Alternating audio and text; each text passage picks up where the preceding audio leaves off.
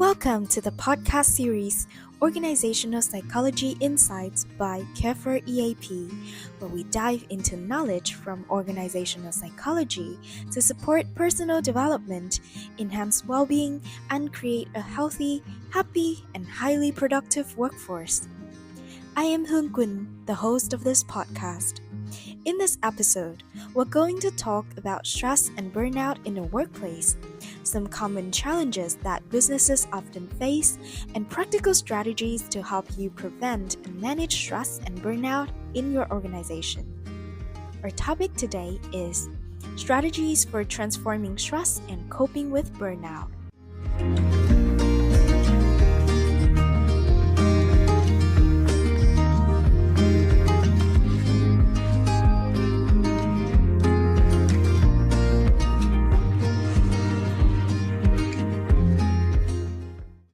CareFor EAP is excited to celebrate World Mental Health Day on October 10th this year with its first podcast episode.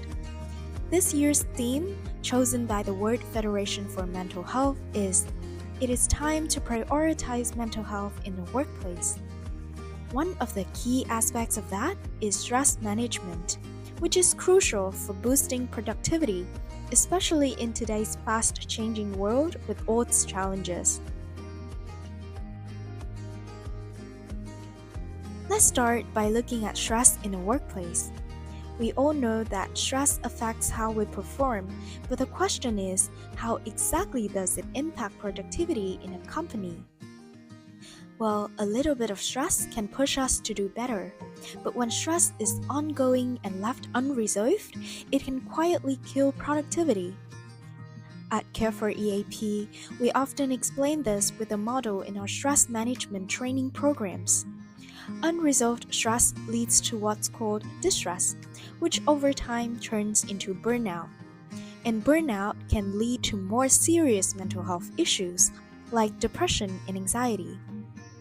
When employees are stressed, their ability to focus, think creatively, and make decisions declines. They become more prone to mistakes, and overall work performance suffers. Stress has many physical, emotional, and psychological effects, and over time, one of the biggest risks to an organization is a lack of engagement and reduced productivity. Research shows that chronic stress can reduce overall productivity by up to 40%. So how do we at CareFor EAP address stress in the workplace? We start by conducting a thorough assessment of the stress factors in your organization. This includes evaluating stress levels, understanding the causes of both employees and leadership, and examining current operations or organizational changes.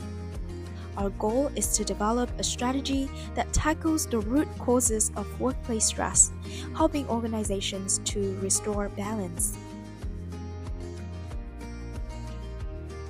Nowadays, many organizations are paying close attention to this issue and are using various psychological testing tools to assess stress as a way to manage it. But does this approach provide accurate results? Using psychometric tests to assess stress is essential, but the accuracy and usefulness of the results in guiding effective strategies for reducing stress and boosting employee performance depends on various factors. More specifically, let me take you back to the content of the Well-Being Under ESG Strategic Planning and Psychological Testing event organized by CareFor EAP in collaboration with the Vietnam Institute of Psychology, VIP, this past July. In particular, stress assessment is a form of psychological evaluation. And any psychological assessment comes in two types: qualitative assessments through observation and interviews, and quantitative assessments through psychometric tests. So when using stress tests, we need to ensure the following factors for accurate results. Number one is test reliability. So the test that we use must be validated with a Cronbach's Alpha reliability score of at least 0.6 or higher. It is especially important to use tests that have been standardized in Vietnamese when assessing Vietnamese employees. The second factor is the reliability of the testing process. Employee responses can be influenced by emotional factors. Therefore, companies should communicate the purpose of the test, provide confidentiality assurances, and avoid administering tests during sensitive times, such as during periods of layoffs, restructuring, or operational changes.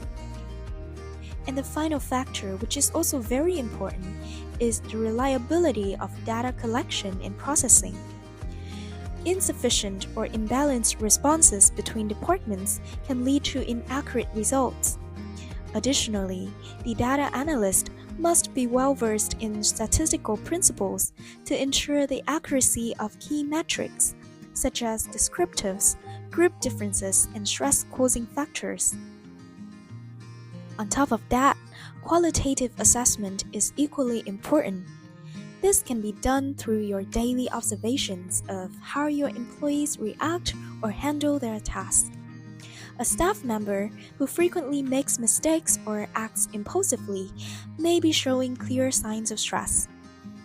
Qualitative assessments can also be part of surveys through open-ended questions. And of course, combining both qualitative and quantitative assessments will always give us a more complete picture of stress within the organization. So a full understanding of organizational stress must include both the level of stress and the causes behind it. Assessing stress levels help us to understand the current situation through data. It also provides a basis for evaluating the effectiveness of interventions later on by measuring whether stress levels have significantly decreased. It is also important to identify the causes of stress in your organization. Without knowing the exact causes, any effort to improve will be hit or miss, potentially wasting time and resources.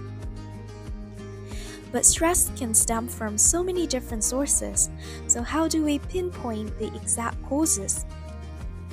This was a question and a concern raised by many participants during CareFor EAP's recent series of events on applied workplace psychology. At CareFor EAP, our experts combine two approaches to identify the causes of stress.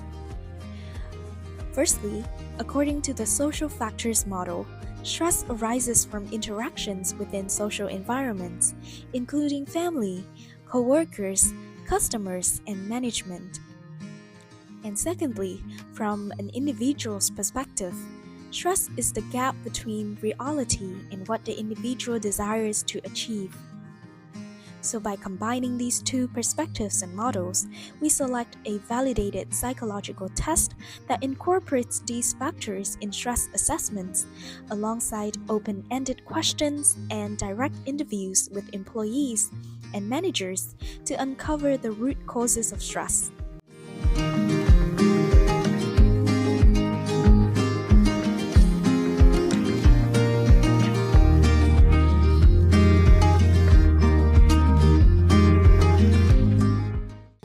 Welcome back to the Organizational Psychology Insights podcast by CareFor EAP.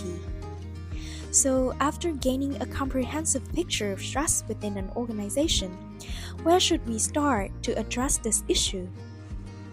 First, CareFor EAP experts will help your organization interpret this picture and categorize the issues using the MHPSS model, Mental Health Psychological Social Support.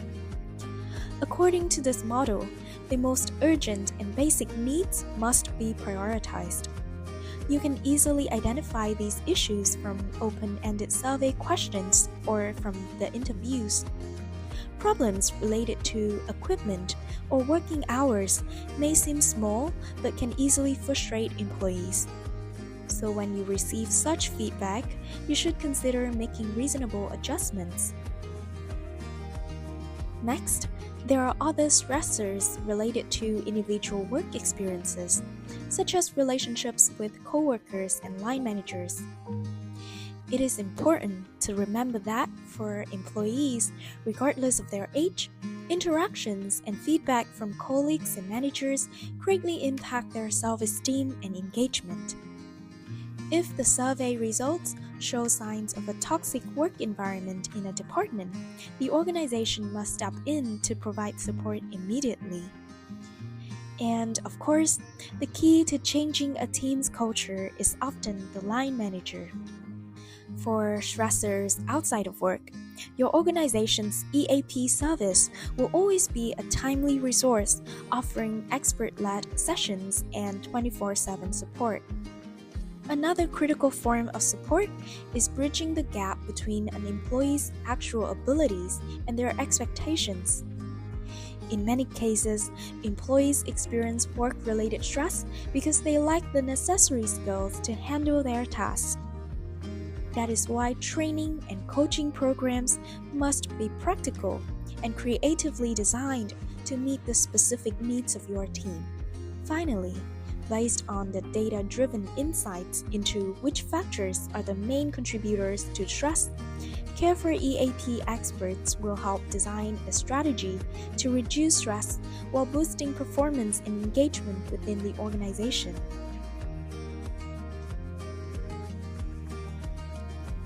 Recently, many organizations have introduced mindfulness as a practice for managing stress. However, many organizations also question the effectiveness of this approach. The perspective shared by CareFor EAP experts in many of our programs is this: when addressing stress within an organization, we must recognize that we aren't just solving an immediate emotional issue. We're addressing a broader challenge of behavioral change, improving performance, and fostering engagement. And at its core, this means narrowing the gap between what employees are experiencing and what they desire. So mindfulness, in this case, can certainly play a role, but it's important to view stress management through a holistic approach, targeting long-term changes and alignment between employees' need and organizational support. In short, managing stress in an organization needs to be designed as a comprehensive solution. It should have clear inputs, measurable outputs, assessments, interventions, and a structured process for continuous improvement. When we talk about inputs and outputs, let me reveal the model that CareFor EAP experts use to reduce stress and enhance performance within organizations. It is called the theory of change model. So, commonly, stress is often a vague concept, and organizations may not know where to start when tackling it. That is why we must help organizations to see a clear picture of stress. So the input refers to the current state of stress. What factors are affecting it? Which individuals or teams are impacted by stress?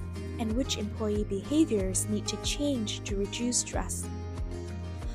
On the other hand, the output needs to be clear metrics like reduced stress levels, increased performance indicators, and stronger engagement. Each organization will have different inputs, solutions, and outputs tailored to its specific needs and business strategies. There is no one-size-fits-all solution that works for every company. To give you a clearer example, let's look at one of our financial industry clients. After conducting input assessments through surveys, interviews, and tests, we identified two main stress factors for their employees. Number one is work overload, and number two is the management style of line managers. Meanwhile, a partner in the FMCG sector had two different key stress factors. Number one is disruptions in the supply chain causing uncontrollable anxieties, and number two is difficulties in communication with suppliers. Once we accurately identify the direct causes of employee stress, we can streamline the planning and implementation of employee support programs to target those specific areas. From there, the output in terms of behavior changes and outcome metrics is clearly defined for stress transformation and burnout management programs. These programs incorporate creative and practical solutions to address the root causes. Additionally, in these organizations, they already have EAP services in place. We offer complementary programs such as training managers on how to provide emotional support to their employees and encouraging employees to utilize existing EAP services. We also engage with the board of directors in our role as experts to help them understand well-being from an organizational psychology perspective. This enables them to make policy adjustments that improve employee mental health. And as a result, these new policies, which are seen as more employee-centric, have provided employees with greater confidence in their organization's support, leading to a reduction in stress-related issues.